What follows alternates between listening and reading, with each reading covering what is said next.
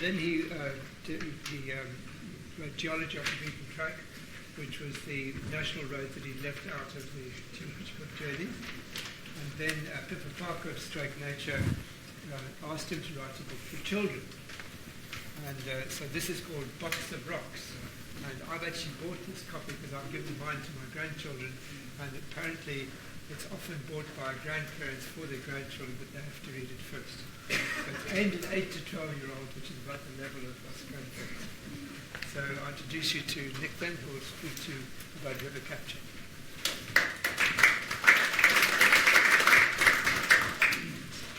Thanks, John. Can you all hear me? Good. Thanks for those few words, and it's a great pleasure being here. The good news is that I'm not going to tell you anything particularly useful or important. So do you mind if I put the lights out? You don't need to make notes. But there are some lovely pictures, and really having the lights on does spoil them a bit. So if I may turn the lights off, I'll do so.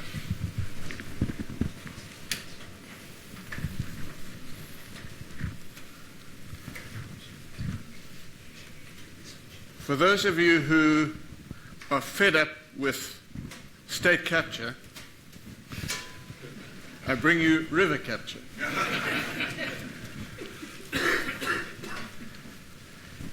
And let me start by saying that John and Dave and any geologists who live in this beautiful mountainous part of the world inevitably at some stage or another, probably more than once, are asked when and how the mountains were pushed up. And the answer that a geologist has to give is that they were not pushed up, but rather that the valleys were cut down. And the reason I've shown you this picture is it's a picture taken at the top end of the Franschhoek Valley, and it shows mountains and it shows a beautiful vineyard-covered valley floor. And the significance of that is that unlike, wait a bit, Charlie, I may need you to help me here. Oh no, I'm all right. Thank you. Unlike these mountains, which are the southern end of the Andes, the mountains in the Cape only exist as mountains because the valleys have been cut into an old undulating plain of which there are remnants in the crests and peaks, the highest crests. Those are remnants. That is the level of the original plain. There were mountains, Himalayan scale mountains, long before that, before the Karoo Basin was laid down, or during that early times of the Karoo Basin formation. But these Andes are mountains that were built. And what we have around the Cape and throughout the whole of South Africa, really, are mountains that are surviving remnants of old land surfaces with what has been stripped off, leaving them as mountains. I have been in touch recently while preparing this talk with a geologist who works mostly in Botswana, whose name is Andy Moore, who's a graduate of this university. And it was he really who implored me to make sure that I paid tribute to the absolute icon of South African geology, Alex du Toit. And Andy Moore is a student of river capture, which is why I was in touch with him. And he reads voraciously, he writes a lot, and he has been and remains absolutely fascinated by the skill of du Toit's writing. I'll show you some pictures of Alex du Toit. This is from the Athenaeum, very close to here. a picture that I took. They allowed me to take the picture off the wall and photograph it in decent light. And it's a very nice portrait of Alex du Toit. There he is as a young geologist in the field with his wife. And the reason tribute is paid to Alex du Toit is because he covered twice the amount of the country in geological mapping than any other geologist before or after him. He covered huge stretches of country, and he did so with tremendous attention to detail. He didn't miss an outcrop and produced the best possible maps. And there is Alex du Toit in the field. I'm going to be referring during the course of this talk to axes of upwarp, and they are something that du Toit wrote about. And here is his paper, a historical paper, published in 1933, and here is his introduction to that paper. I'll leave you to read it. Well, I won't read it aloud to you, but just admire the simplicity of the language and the impact that those simple sentences have.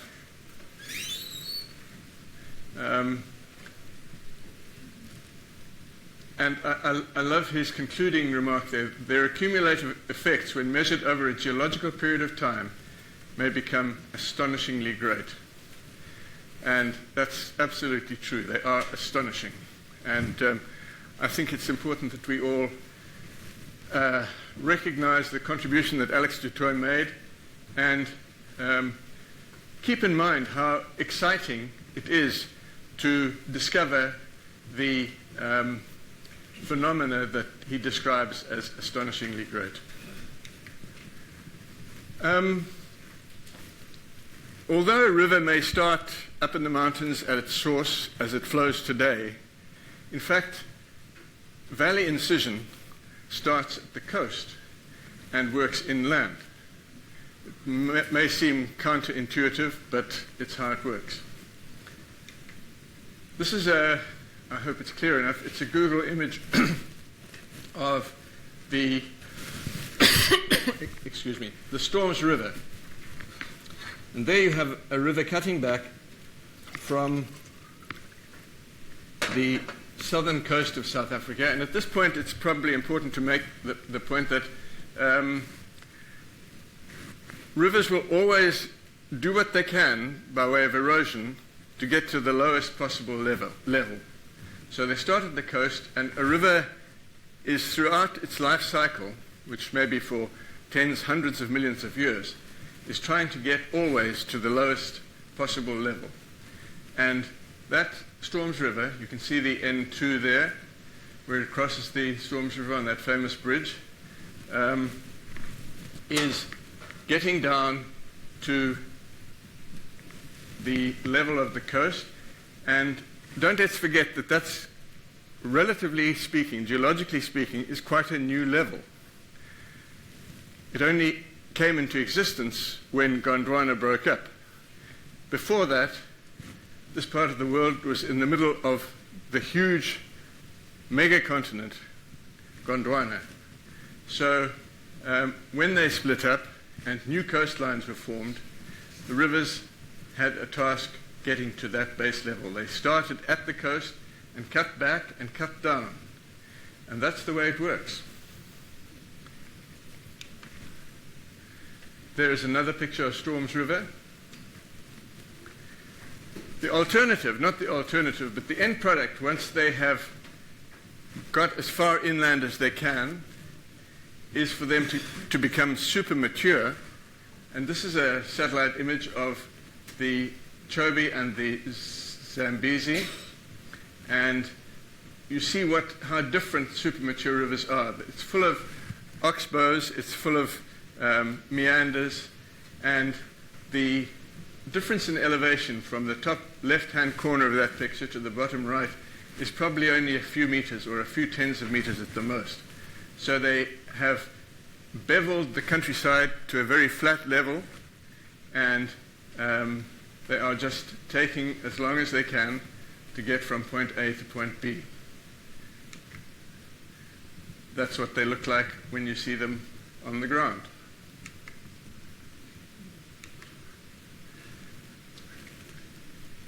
We all know where that is, I'm sure. And I've chosen this picture. I must be quite honest and say that most of the pictures that I'm showing you this afternoon are from the internet or from Google Earth. This is from the internet. And the reason I show it is to make several points. One I'll come back to, one I'll address right now, which is that rivers cutting back are doing so wherever they are. And here we have the Zambezi, and if you think about it, the falls as we know them today, which are obviously on the far right-hand side with the smoke that thunders rising from the pools at the bottom, but previously that water would have flowed over the next one to the left, and before that the next one to the left, and before that the next, and so on. In other words, Victoria Falls has moved, cutting back, cutting back, cutting back the whole time, because that's what rivers do. And the point that I will make now and will make again later is that below Victoria Falls, not very far below Victoria Falls, is the top end of Kariba. And not very far below the wall of Kariba is the top end of Kaborabasa or Kahorabasa. Two huge dams made possible because below the Victoria Falls, the Zambezi flows through quite narrow gorges, which can be dammed in strategic places and give us these tremendous dams, Kariba and Kahorabasa. And I did Google the Limpopo to find if there were any significant waterfalls on the Limpopo, any significant dams, and the answer to both of those is none that you would have heard of unless you happen to live quite close to them. The Limpopo, in contrast to the Zambezi, is not known for waterfalls and strategic dam sites. Another point that needs to be made about rivers is how they move. Not the water in the rivers, but the courses of the rivers over geological time. In this picture, if I can find there is a man sitting. Look at the size of those boulders. And it's only been cleaned to bedrock because that is a historical diamond digging on the Vaal River. And that is a diamond digger. The Vaal River is nowhere near there now. It's moved a long way. They move sideways, and inevitably they cut down, as we've already said.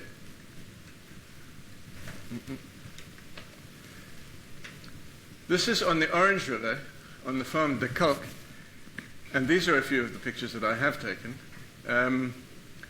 On the left-hand side, that vertical cliff that you see is cut into river gravels, and it was from those gravels that the first diamond found in South Africa, the Eureka, was found. That is the Orange River below it. Those gravels were deposited by the Orange River. So that is how far the Orange River has cut down. So they move sideways and they cut downwards.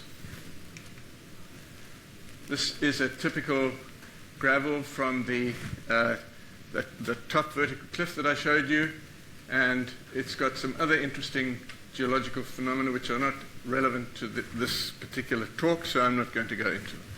But that's what the gravels look like.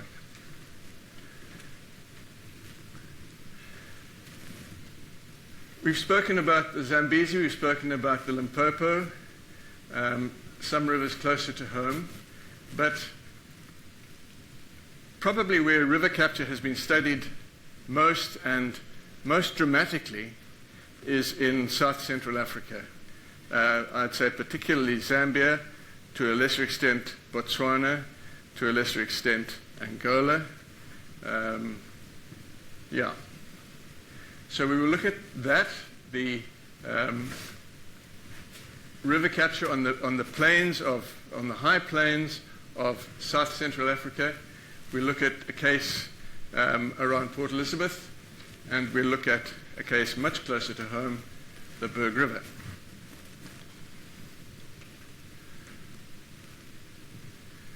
What the person that I was speaking to you about earlier, Andy Moore, has been studying are rivers in mainly Zambia and Zimbabwe and Botswana.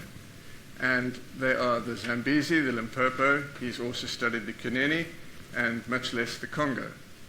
And lots of tributaries like the Luangwa and the Kafue and other tributaries of the Zambezi.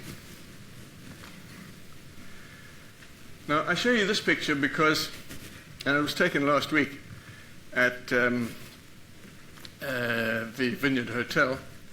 I'm sitting there with Chris Jennings. Now, Chris Jennings is the person that John referred to earlier, who was the sponsor of my diamond book. And I asked him to sponsor the book for a very good reason, which is that he has been more successful in diamond exploration and mining than any other geologist that I know. And he's made a name for himself. And his trajectory of his career really started in Botswana in the late 1960s, and in 2007, nearly 50 years later, he was awarded the Lifetime Achievement Award by the Mining Journal, the British mining magazine, and this was part of the citation for why he was made the award. And I'm not going to read that. You can read that yourselves. He identified the likely location of kimberlite pipes and began a traverse of the Kalahari scrubland. 2 weeks later, Orapa was discovered. Orapa was the first diamond pipe to be discovered in Botswana. It was discovered by De Beers, and they went on to find Jennings and various other pipes, and Botswana is the biggest producer of gem diamonds in the world today. And so this was the beginning of it all, the discovery of Orapa. And Chris Jennings was a key factor in that discovery. Why is that important in a talk on river capture? It's important because his contribution consisted of realizing that one of those axes of upwarp that Du Toit spoke about in the 1933 paper that I showed you had cut across a drainage that had carried diamonds away from their source. What had happened was that in the mid-60s, two mining companies, exploration companies, discovered diamonds in a dry riverbed called the Millat Sea, which crosses the Gaborone-Francistown Road, which at that time in Botswana's history was the only tar road there was in Botswana. Botswana is now crisscrossed with tar roads, thanks to the diamonds. They found these diamonds in the Millat Sea River. Now, the principle of prospecting using river sediment is that when you find what you're looking for, whether it be diamonds or gold, in a river, you follow the river upstream, and at a certain point, you will run out of, let's assume you have been encountering some diamonds or some gold in the sediments that you've panned or sieved, and you keep going upstream. You're looking for the source, you're looking for the mother lode of whatever it is. And De Beers were looking for the kimberlite. Where was this kimberlite? They followed it upstream. They reached the top of the stream. They reached the headwaters, the end of the stream, and there was no kimberlite. Chris Jennings said, well, hang on, have you reached the end of the stream? I think, he said, that the stream has been cut off by an axis of upwarp, and that in former geological times it went on to the north. And if you follow it, if you go over this upwarp, and when I talk about upwarp, it's not a ridge or anything. In Botswana, you are in the flattest of flat countries, and it may be a meter or two. You're hardly aware of it. You're hardly aware of having reached the end of the upslope. So they progressed on the other side, which is a completely counterintuitive thing to do. Once you reach the end of the headwaters of the stream and you haven't found what you're looking for, it's a mystery. You don't know what to do. Unless you've got somebody who has an insight into geomorphological and geological processes like Chris Jennings had. He said, hey guys, keep going. They moved north, and within a few weeks they'd found Europa. So this whole process of, all right, this is interesting. I'm going to read this. There can be very little doubt that formerly the Okavango River flowed with very flat gradient right across the Kalahari via the present Botlekle River to join with the Limpopo. The arching up of the crust athwart this important waterway was ultimately sufficient to break the flow of the river and pond it back over the great flats of the Makarikari, wherein today the waters of its lineal descendant, the Botlekle, and of its tributary, the Nata, are evaporated.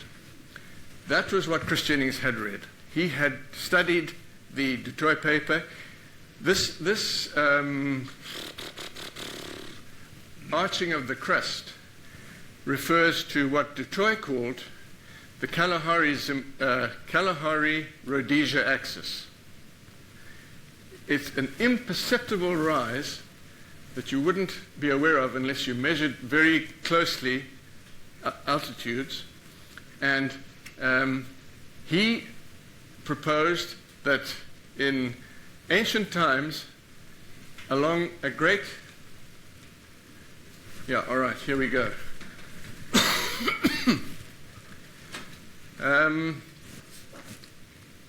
There is the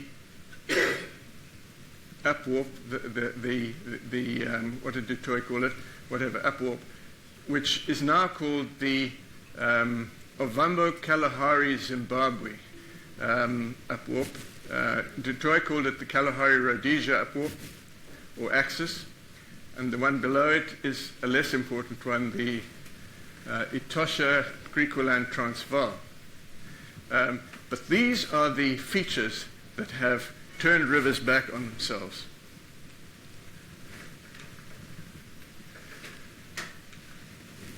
One of the things that geologists look for in trying to promote a particular theory is evidence for that theory. And if we're going to promote the theory of river capture in Central Africa, we need the evidence. And there are all sorts of lines of evidence, such as what Chris Jennings found in the discovery of Europa. But another one is the phenomenon of elbows of capture, they're called. And there are some pretty good ones in, I think the main reason I wanted to show you this was, there is the Millat Sea, which was the stream that produced the original diamonds that led to Europa's discovery. And there it crosses the Kalahari-Rhodesia axis of Du Toit. That's all right. Elbows of capture. Rivers will meander as much as we've seen in that one Google shot, and that's all very well. But when they suddenly turn through an angle of 90 degrees quite sharply, you have to ask yourself, what is going on here? And there are a number of cases that, that we can see in this map. There is one. Look at that. There is another. Look at the Kafui. Makes a right angle turn. Look at the Luangwa. These are completely unnatural, particularly ones like that. And you have to say to yourself, what is going on here? And I think it's about time that I introduced the next part of this little drama, which is that rivers that, as Du Toit mentioned, the Botswana rivers that had flowed into the Limpopo were cut off by a river cutting back from the coast far to the north of them, which was the Proto-Zambezi. But it was the Proto-Lower Zambezi, because the upper Zambezi already existed. There is the upper Zambezi. But it would have flowed via the Shashi, a river that is hardly heard of today, into the Limpopo. The Zambezi, cutting back from the coast, cut back, more energetic. It was being fed by high rainfall areas. It was very energetic. It was cutting deep and energetically, and it intercepted rivers like the Kafui, like the Luangwa, like the upper Zambezi, which had all flowed westwards into Botswana, into great lakes around Makarikari, around, Okavango, and so on. So rivers which had flowed into the Limpopo had been intercepted by the coastal stretches of the coastal stretch of the Zambezi cutting back.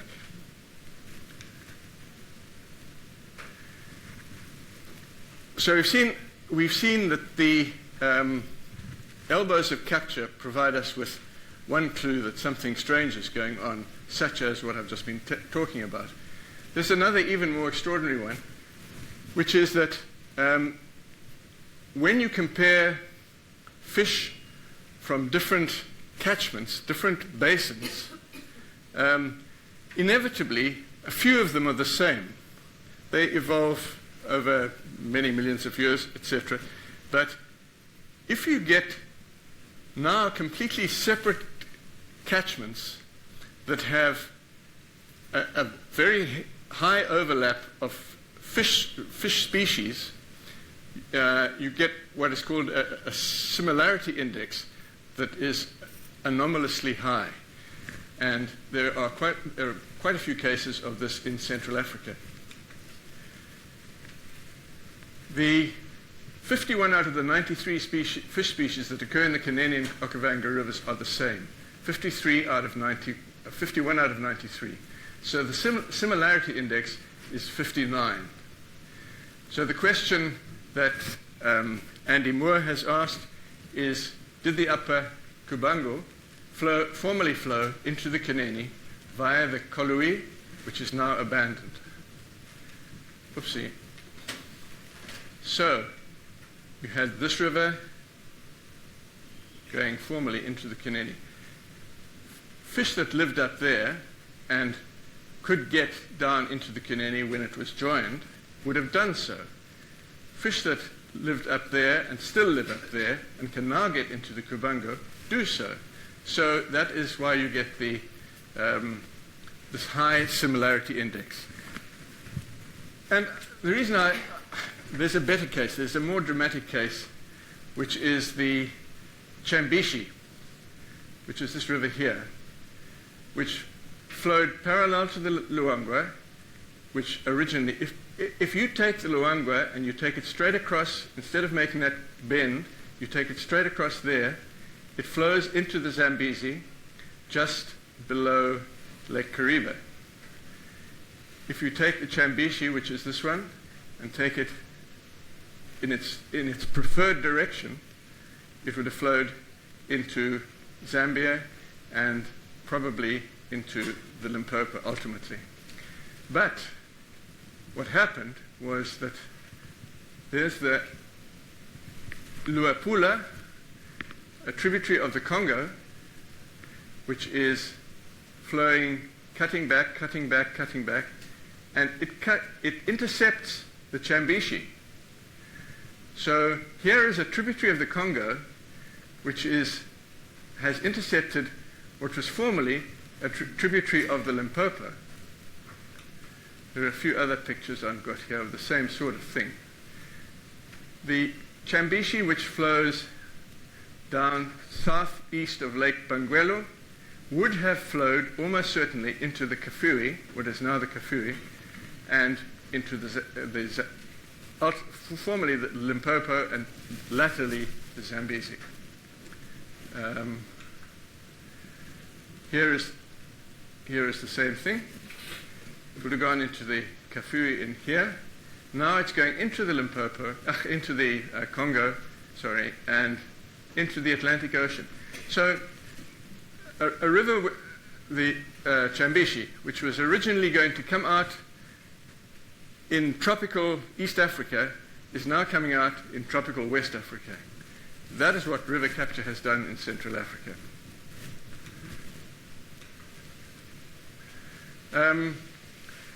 There is a famous camp in the lower Luangwa Game Reserve where the elephants actually come through the camp. And this is the Luangwa River. This is some elephants crossing it. And I show it because Andy Moore contends, and there are some who agree and some who don't, that the Luangwa is the oldest river in the world which has flowed in the same direction throughout its lifetime, which is probably 150 million years. It probably fed the Karoo Basin.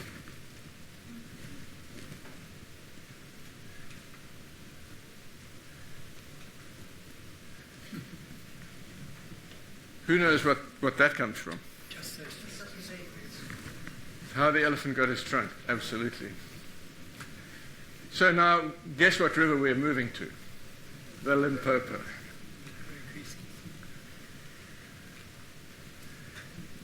The elephant's child is picking up melons, and he's throwing the rind on the ground because he could not pick it up till he trod on what he thought was a log of wood at the very edge of the great grey-green, greasy Limpopo River, all set about with fever trees.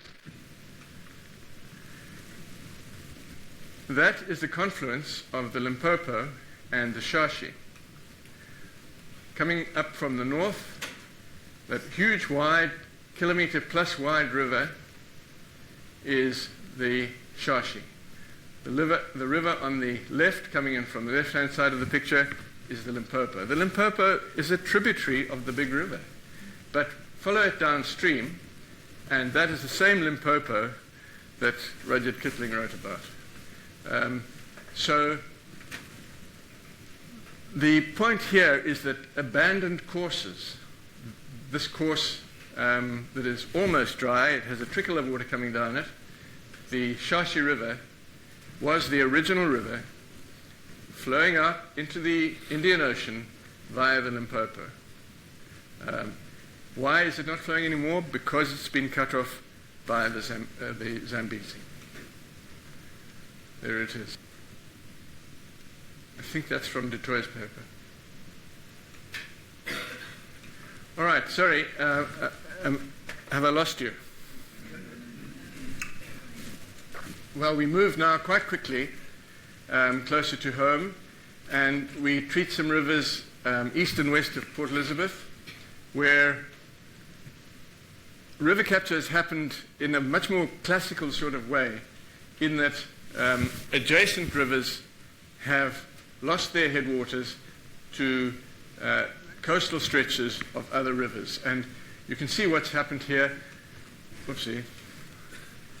The Sundays River used to flow across there into the Great Fish River and out here. It now flows out through what we know as the Sundays River, where you cross it on the N2. And the same has happened to a number of other rivers. And the reason for this is that the brown on the map are the high ridges of the Cape Fold Mountains. The yellow are the softer rocks. The rivers flow naturally up the softer rocks. They have difficulty cutting across the quartzite, the sandstone ridges.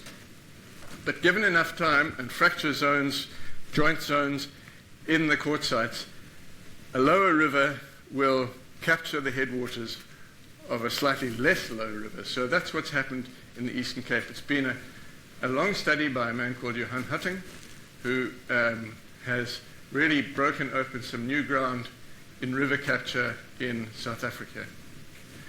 Then the last thing that I would like to talk about is nearer to my home, very near to my home, Franschhoek. And what has happened, I contend, in the upper Berg River is that the headwaters, the uppermost headwaters of the Berg River have been captured by a downstream tributary of the Berg River. And the old course, which used to flow through Franschhoek, the Berg River, and along the foothills of the mountains to the north of Franschhoek, has been captured by this tributary, which followed the valley up through what we now know as the Berg River Dam, and ultimately intercepted the headwaters of the Berg River. How do we know this? Because in places where there is no river at all, we find these boulders. Now, you might say, well, those are rocks that fell down from the high slopes. They're not. Rocks don't get rounded like that unless they have traveled a good long distance in a river. These are above, I don't know if any of you know where Buchenholzkloof is, but these are above Buchenholzkloof. There is no river anywhere near there, and behind Buchenholzkloof is a saddle called Keerweerde Nek, and on the other side of Keerweerde Nek is the Berg River. Formerly, the Berg River came over Keerweerde Nek and flowed through this point, and we'll now just pick up some. It's a lot like joining the dots, and what first aroused my attention to the fact that the Berg River hasn't always flowed where we know it is we saw in the Shashi River, we saw an abandoned river course. If you look out from the gates of the Drakenstein prison, look to the north, look to the Drakenstein Mountains, and you will see a wonderfully flat plain between the mountains. It's a few hundred meters wide, and it is flat as though it had been bulldozed with a lot of control. So it wasn't bulldozed. It was flattened by a river. Where's the river? There is no river there. It's gone. And where is it? Where is it? It's in the Berg River, 10, 15 kilometers away. So that is the yellow point. Sorry, I'll go very quickly through this, I promise you. That is the yellow point down here. There is the Berg River Dam. There is the wall. And there goes the Berg River. That's another point about 200 meters further on. It's this one here. That's in Franschhoek. That's 2 houses away from our house. That is a river stone. That stone didn't come off the mountain. There it is, point 2B. And so it goes, joining the dots. We've now moved up to near the prison. All river rounded stones where there is no river today.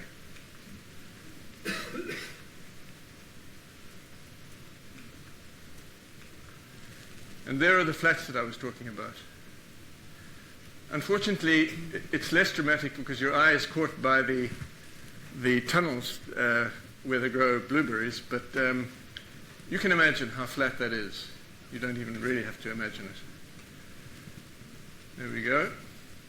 That's very close to Drakenstein prison. Again, looking out onto Simonsburg, close to Drakenstein prison. This is quite close to the N1. Now the old river is getting back towards the modern river.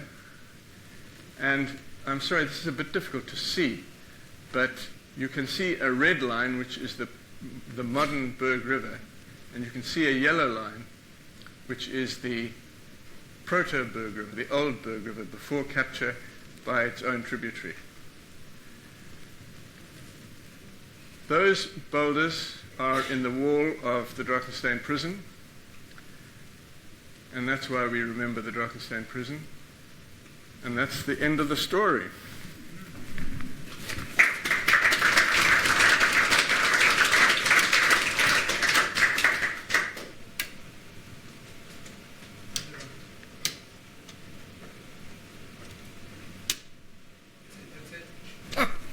Got it. Sorry, are any of you still awake?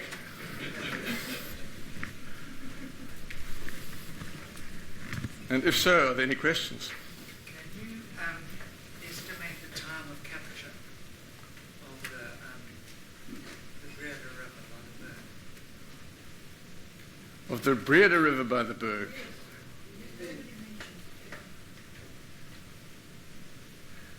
Now you've got me, because of the last one that I've shown. Sorry, no, it's really just, it's all in the Berg River. It's one tributary capturing the headwaters of the Berg. So, all right, but your question remains, the time of the capture. Well, for the Berg River to have got over Kirvia the Neck and down onto the other side was a long time ago. It was many millions of years. It is millions of years. It's a very old capture. Yeah. They're all old captures. The ones in the Eastern Cape, which I showed just before that, were also old capture. Millions of years. And the South Central African ones are certainly tens and, in a lot of cases, hundreds of millions of years. And the land rise in South Africa with these captures that caused the captures, is this related to Gondwana breakup? It's related to Gondwana breakup, exactly. That's exactly what it is related to. Recent rejuvenation going on post-Gondwana, isn't there uplift and acceleration of There is. Absolutely. It's going on all the time, right? It's going on all the time, but very slowly. And you know, the point that Dutoy made was how long it's taken and how slowly it happens. And have you dated any of those fluvial boulders that you showed us pictures of? It would be very difficult. Chemical analysis? No, there's nothing to analyze. No conglomerates? There are no hard conglomerates. There are just random stones which have been left. And you know, the thing about geology, it's the thing that we love, John and Dave and I and others, about geology is it's a detective game. It's joining the dots. And mostly the clues have gone. Suddenly you sometimes find a clue which you wouldn't have expected. You find an old surface like the one near... Oh, there's surfaces with footprints and beautiful signs of ancient occupation, which may be 200 million years old, and have been covered by thousands of meters of overlying sediment in the ensuing 200 million, or ensuing 150 million years, and then there was 50 million years of erosion, let's say, stripping all that stuff off, and bingo, you've got it again. So the clues come to light, but mostly they're either buried or they've gone.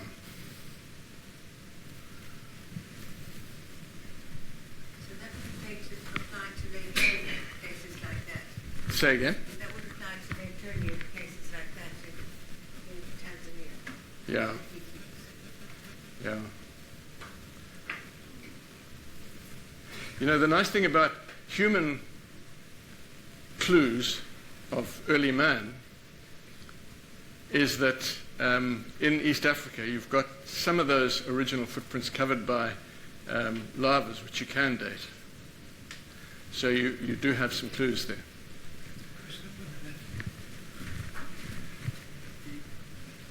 The flows of water in the Saluki Channel and Turgana Lake and Garni, are they being affected by rises and falls in much more rapid time, or is it something else that's going on? Sure. Is the flow of the water in those Botswana rivers, which Lake and Garni gets bigger and smaller fairly rapidly. yeah, It's not a longer change like the changes in the Shashi. no, The Saluki Channel really does straight. And Bob, is the crust flexing fairly rapidly? no, I think it's more likely climate change and more pluvial times, more rainfall, less rainfall, and there's undoubtedly a human element as well. You know that Orapa is taking water out of the whatever that dam is called at the end of the Botlekle. Yeah, and Makarikari and so on. So I don't think it's any acceleration of upwarping, to answer your question. Is the Kuneni capturing the Kabanga or vice versa? And from your, Yeah, which one is going to capture which of the it? Kuneni is going to capture the others, because the Kuneni is cutting back from the coast. You know, I think a geomorphologist would probably shoot me down, but I think rivers with big waterfalls, like the Kuneni, has several big waterfalls in it, are very energetic rivers, and cutting back into those beautiful, very relaxed, meandering Central African rivers.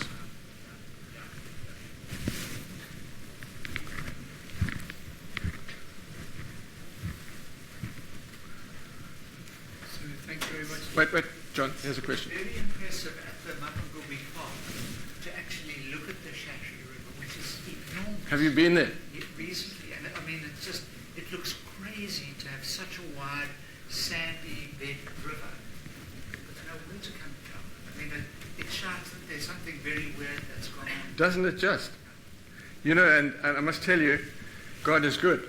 I was at that viewpoint quite exhausted because I'd been doing a lot of traveling and so on, and I'd looked around me, and I was going to get out and have a look, and my phone rang, and it was a guy that I'd been with in Barberton, and he said, "Please, won't you have a look in your cubbyhole and see if I left my wallet in your cubbyhole?" And I did, and I said, "Yeah, it's here," and we arranged to get it back to him. He said, "Where are you?" I said, "I'm at Mapungubwe. I'm down at the Limpopo." He said, "Hell, have you seen that Shashi confluence?" And I said, "No." He said, "Go and have a look."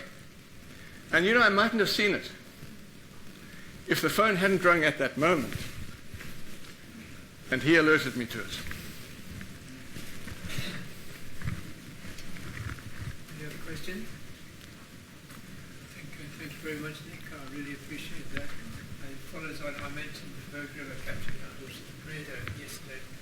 Oh. Very nice. Sorry, John, we should have liaised about that, but We've amplified that. Thank you very much. pleasure.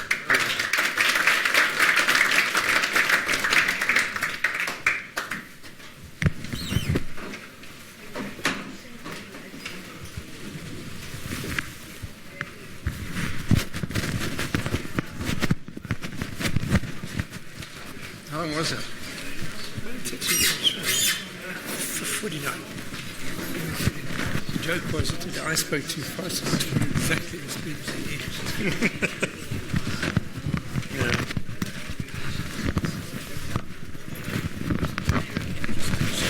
Tell me. As a youngish intelligence, also got a geological